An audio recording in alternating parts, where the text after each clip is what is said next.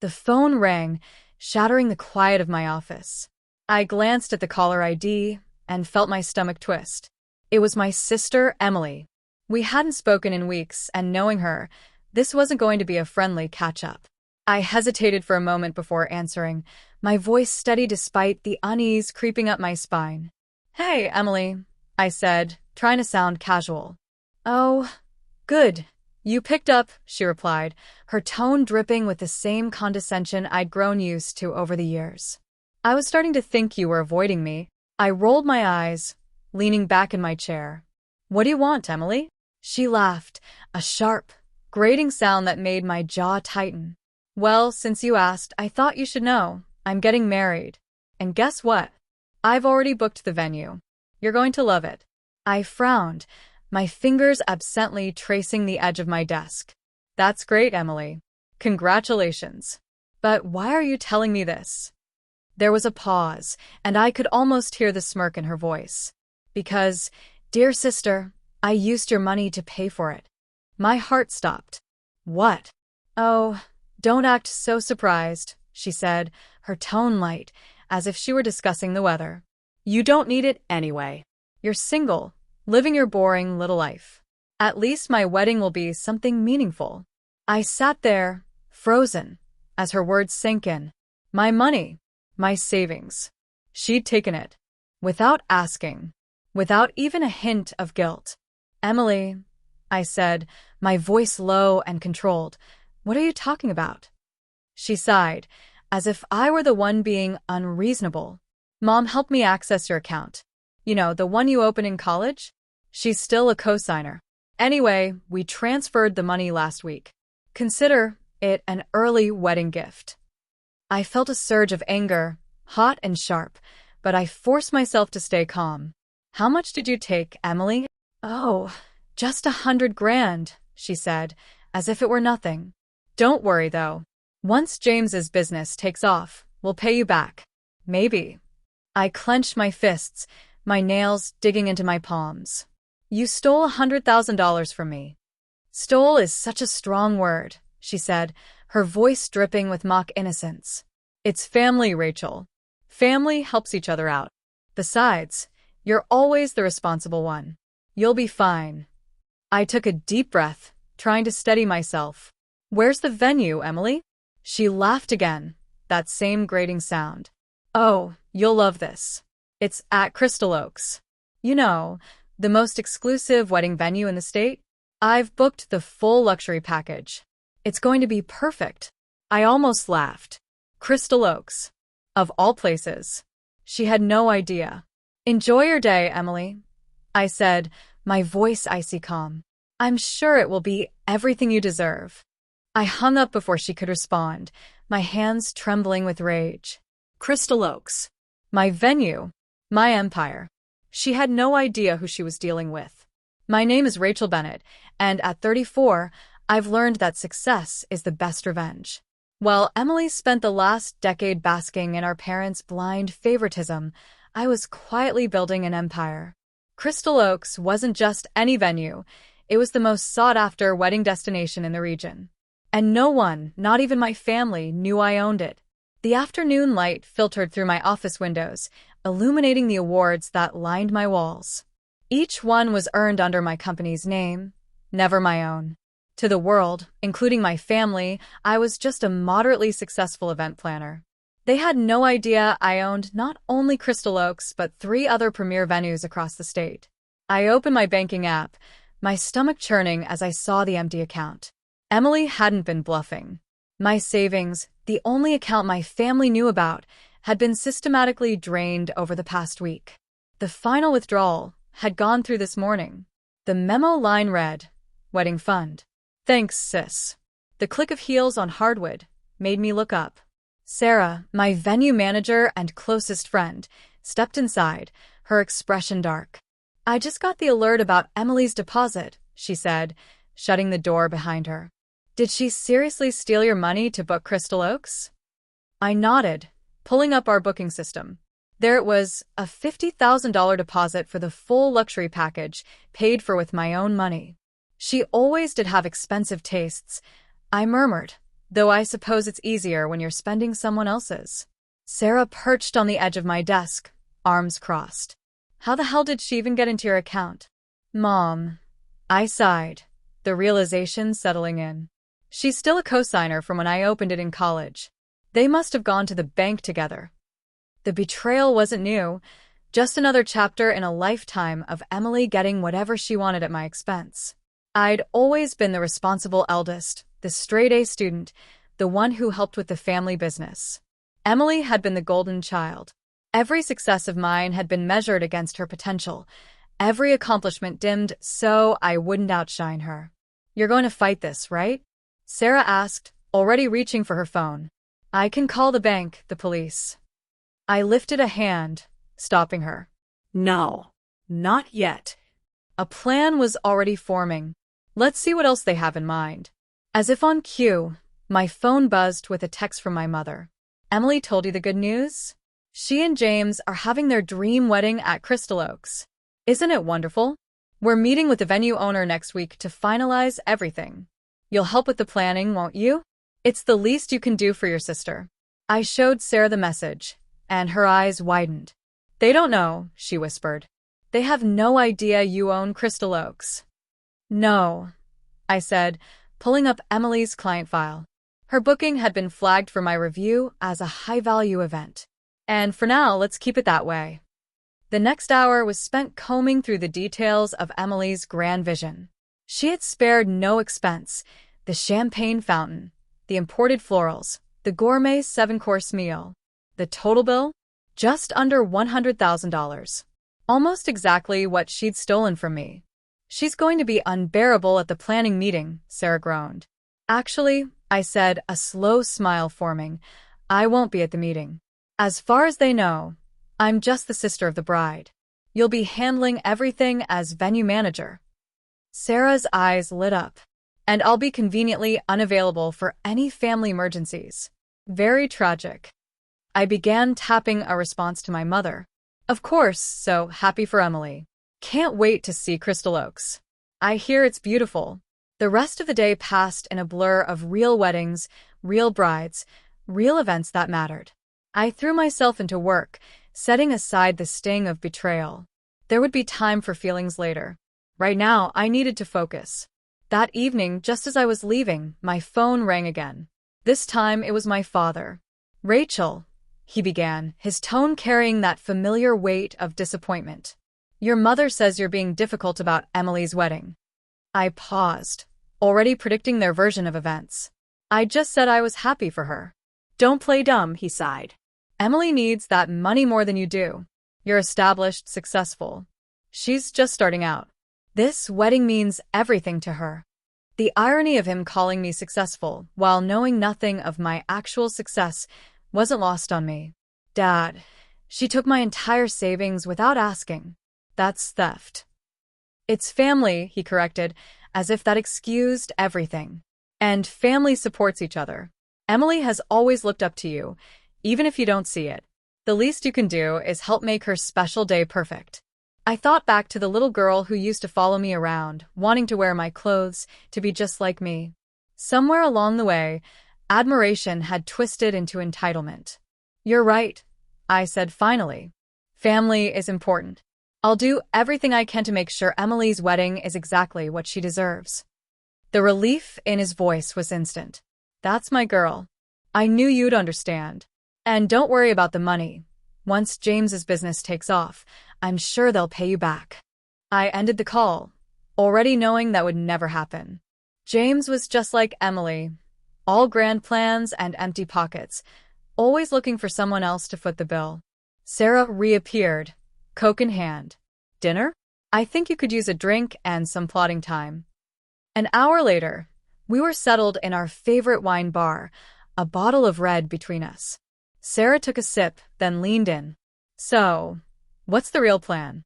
Because I know you're not letting them get away with this. I swirled my glass, watching the wine coat the sides. Did you know Crystal Oaks has a strict payment policy? Full balance due 60 days before the event. No exceptions. Sarah's eyes widened. And Emily's wedding is in 90 days. Exactly. Which means I said, setting my glass down with deliberate precision. They have less than a month to come up with the remaining $50,000. And since they already spent your money on the deposit, Sarah finished, her smile slow and wicked, they'll have to scramble for the rest. I pulled up the contract Emily had signed without reading.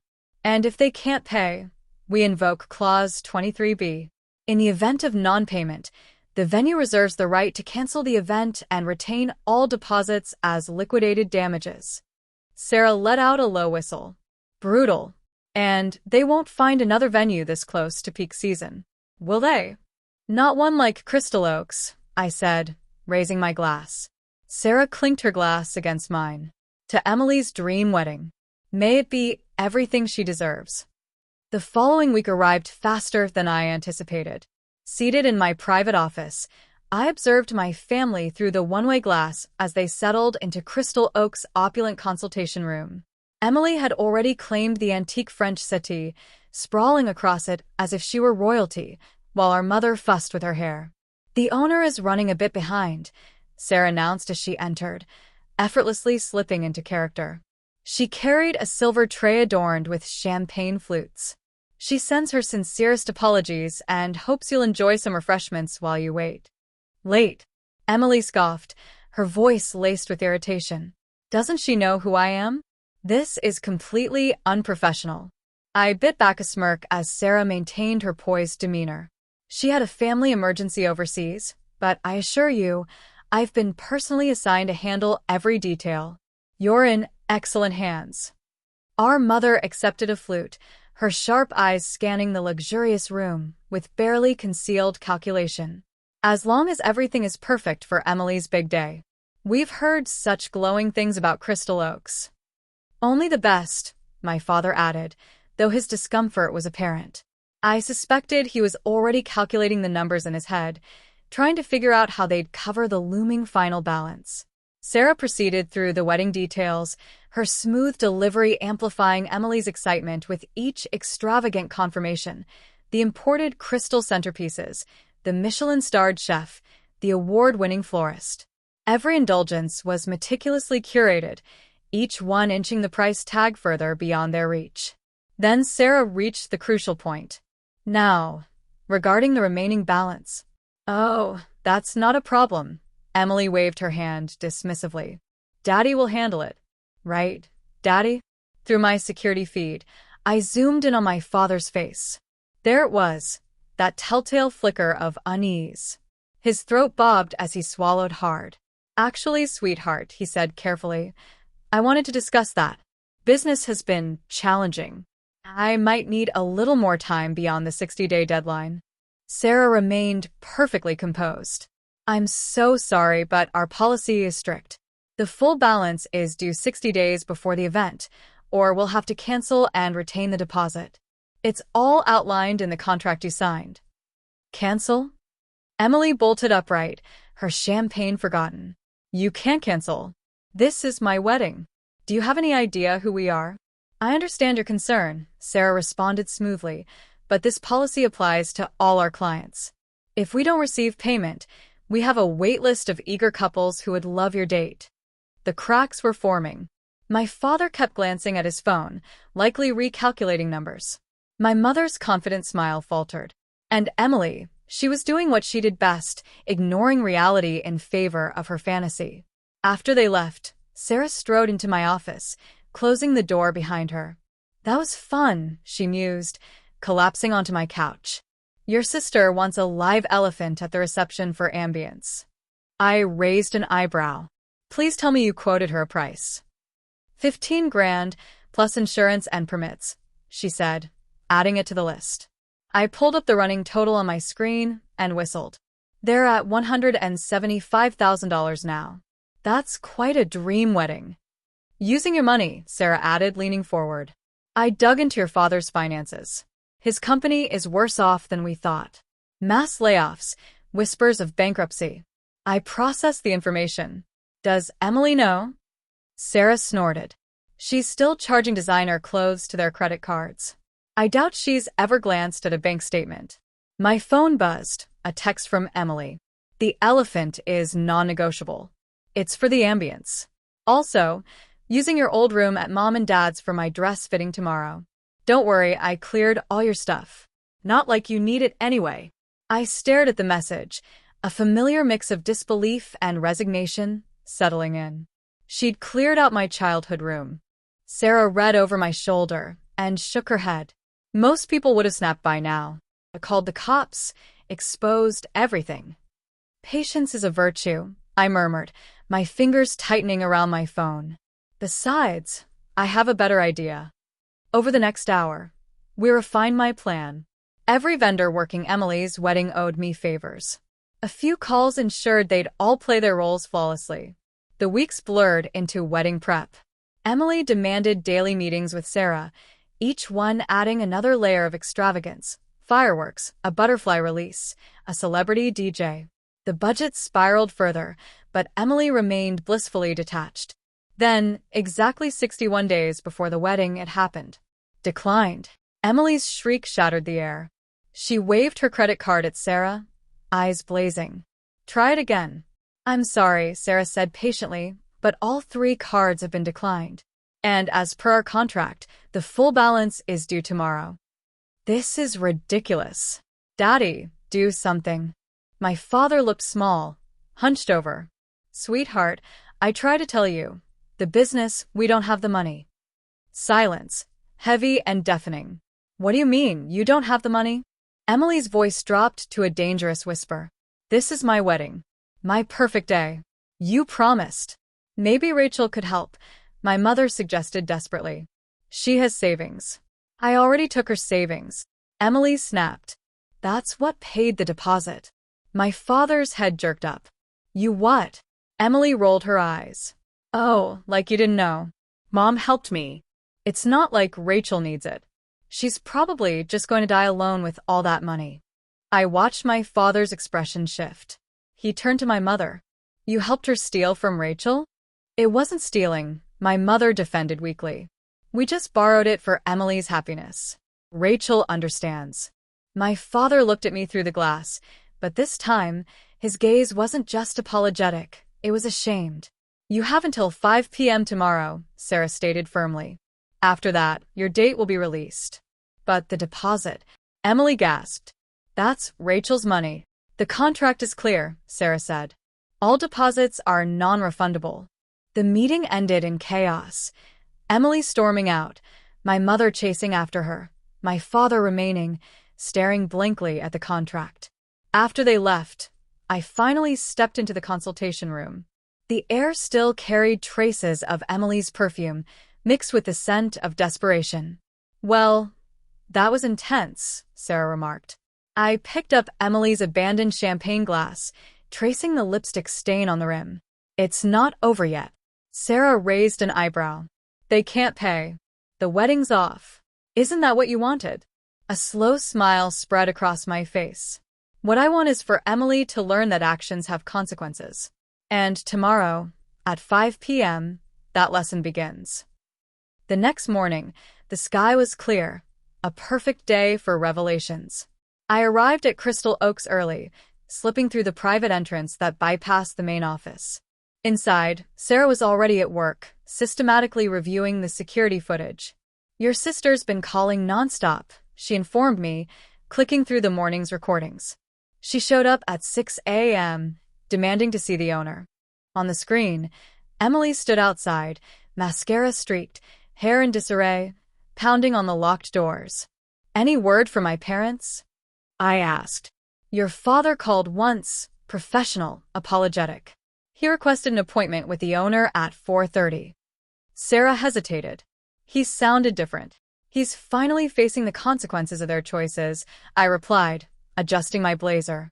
The charcoal gray suit I'd chosen projected authority, perfect for what was to come. Throughout the day, I monitored the growing desperation of my family.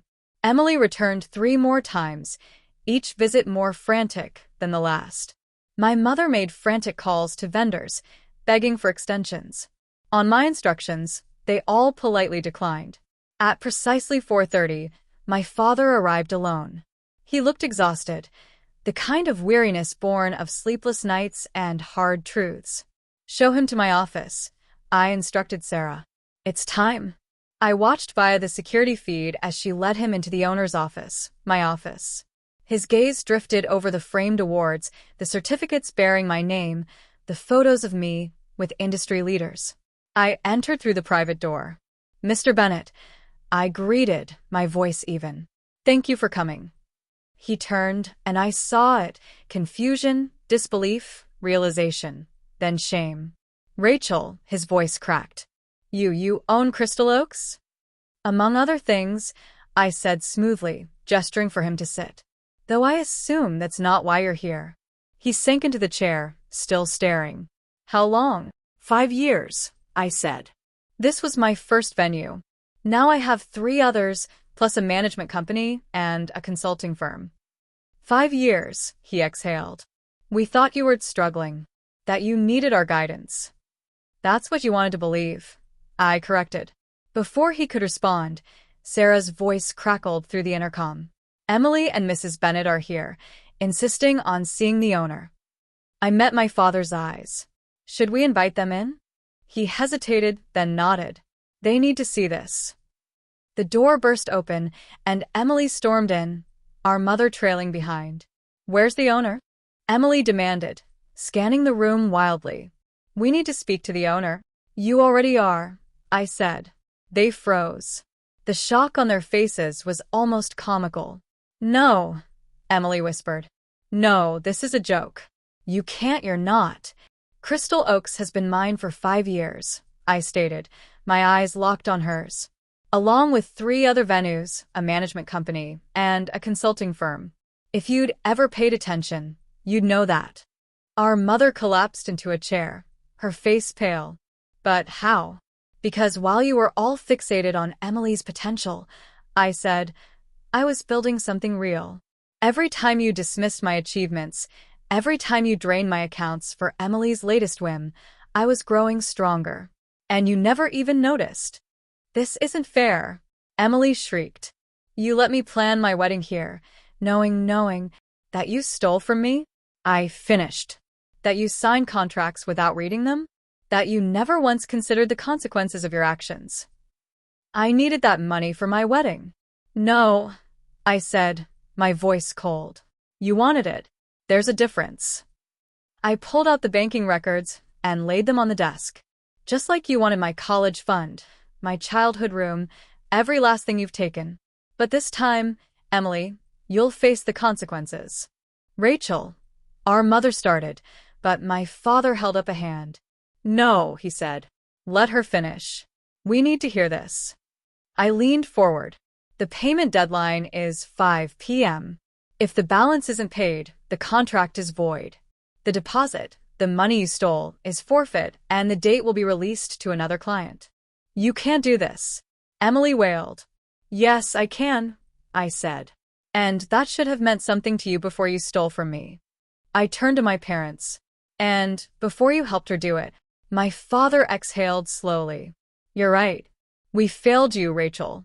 But we failed Emily, too, by never teaching her consequences. Daddy, Emily gasped, betrayed.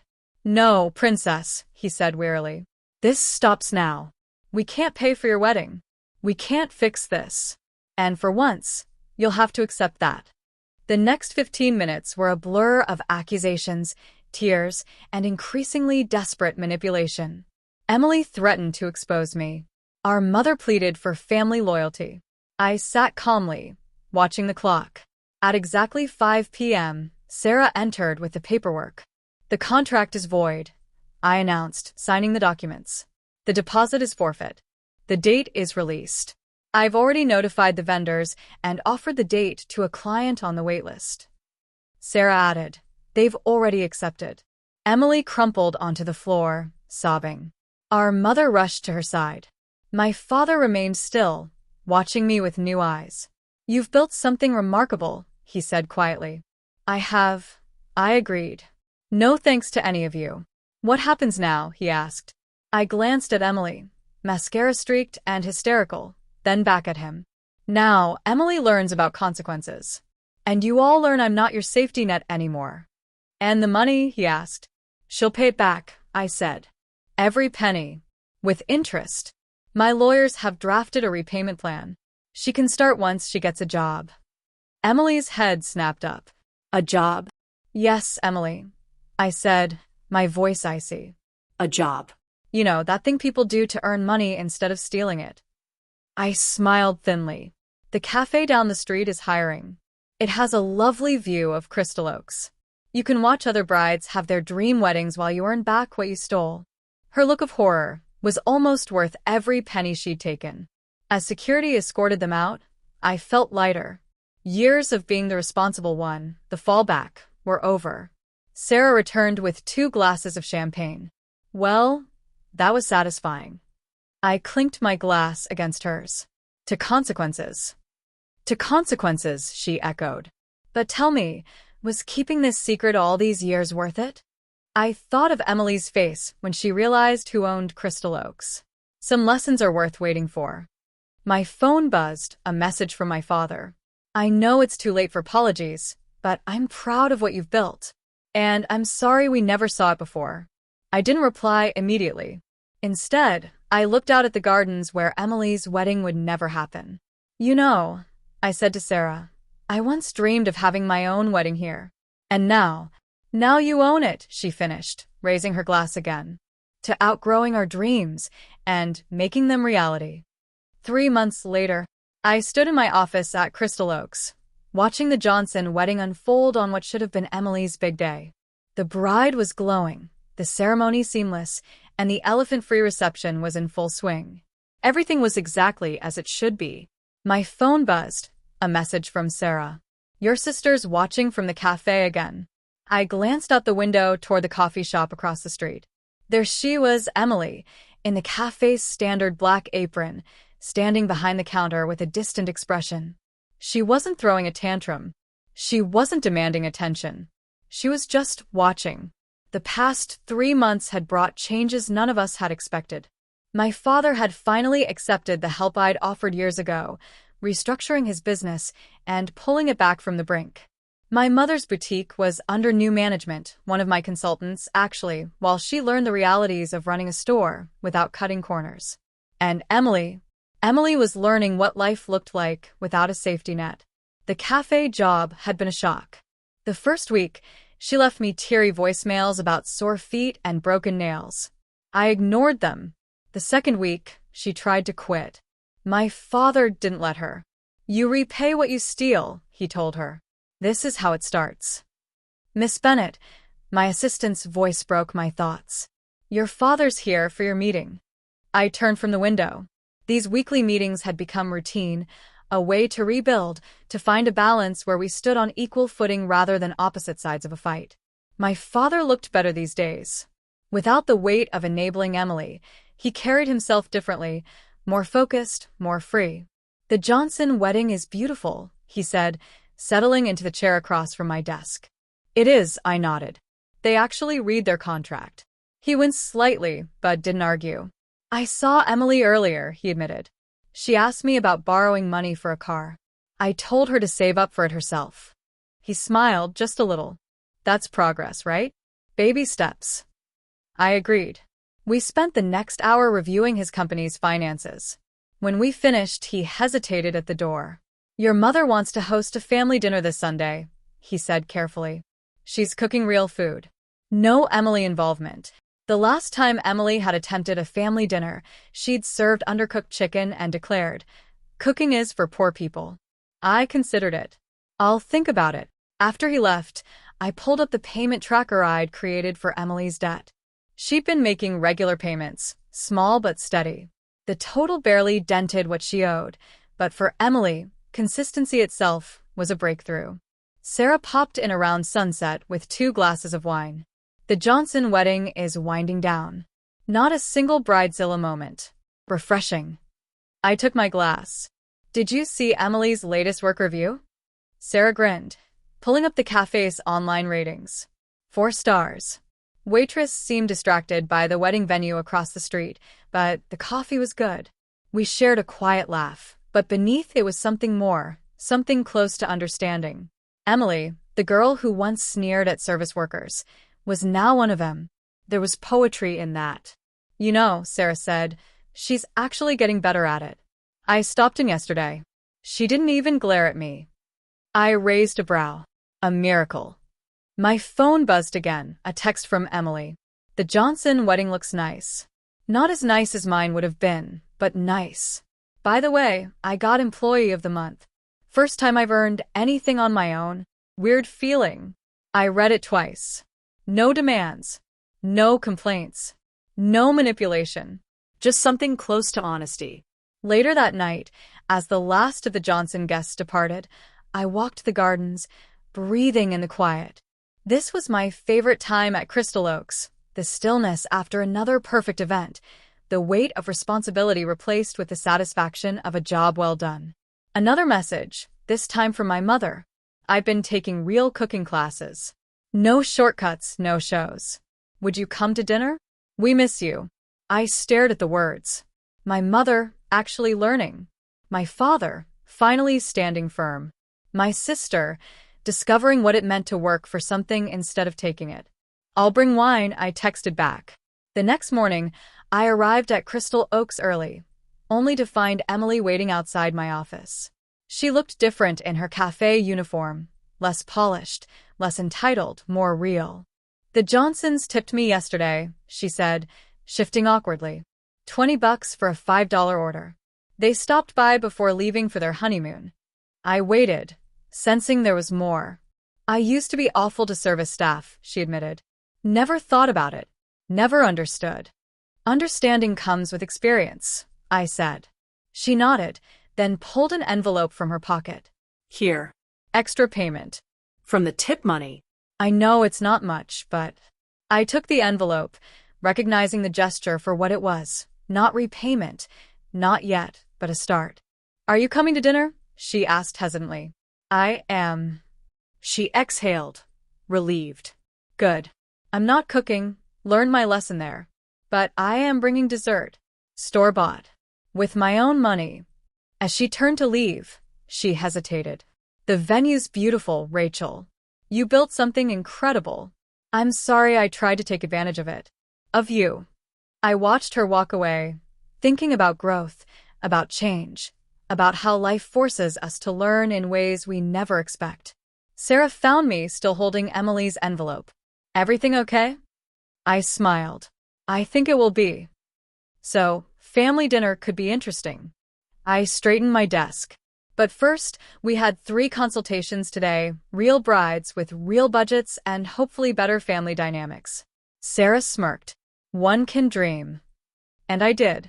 Not for Emily, not anymore. But for myself. For my business. For the life I'd built. As I prepared for my first consultation of the day, I looked out at the gardens where another bride would soon say, I do. Another family would celebrate here. Another dream would come true. And this time, my family finally understood what that meant. Emily might never have her perfect wedding at Crystal Oaks. But maybe, just maybe, she'd found something more valuable. And that, I decided, was the best gift I could have given her.